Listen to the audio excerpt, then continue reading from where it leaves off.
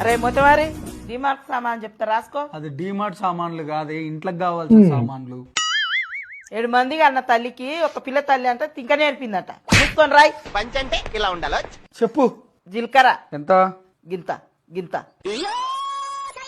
గింత గంత అంటే ఇయ్యరు, ఎంత కావాలో అంత చెప్పు. ఓ షటాకేసుకో, ఓ షటాకేసుకో. ఎన్ని గ్రాములు కావాలో అన్ని గ్రాములు చెప్పు. ఓ 50 కిలోలు వేసుకో. నువ్వేమన్నా దుకాణం పెడుతున్నావే, అవి కిలోలు కాదు గ్రాములు. అదే వేసుకో. నెక్స్ట్ ఆవాలు ఎంత? అవి అద్దపావు వేసుకో, అవి అద్దపావు వేసుకో. అద్దపావు అంటే గింత. గంత కాదు గింత వేసుకో, గంత కాదు గింత వేసుకో. మళ్ళీ పంచ్. గింతనేలే, ఎన్ని గ్రాములో చెప్పు. 100 గ్రాములు వేసుకో. అట్లా చెప్పు. తర్వాత టాయిలెట్ టాయిలెట్ పోయిరాపు. టాయిలెట్ కాదురా, దోమలు వస్తే చచ్చిపోతాయి చూడు గది. అది టాయిలెట్ కాదు, ఆల్ అవుట్. ఇంకా ఒక లిప్టిక్ దే.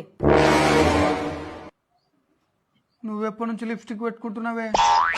వాషింగ్ మిషన్ లేచి లిప్టిక్. అది లిప్స్టిక్ కాదు, లిక్విడ్. నీకు ఈ దాకానే చెప్పిన, ఇంకా నేర్పకండి. నేనేం తింక నేర్పుతలే, నువ్వే నాకు తిక్కలు చెప్తున్నావు. చక్క చెప్పు. ఓ పోరడా. పోరడా? ఆడేవాడు? ముఖానే కేస్తున్న పౌడర్రా. అది పోరడా కాదు, పౌడర్.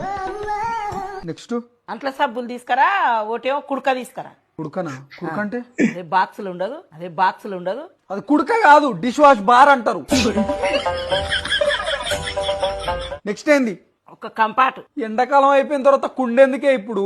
కుండ కాదురా, బట్టలకేస్తే కమ్మటి వాసన వస్తుంది చూడు గది గది. అది కంఫర్ట్ కాదే, కంఫర్ట్. నీకోదండ, నీ సామాన్ల కోదండ, నేను రాయను పో. లచ్చలు లచ్చలు వచ్చి చదివించినాం కదా, నీకు సామాన్ రాయడానికి చేతనైతే లేదు.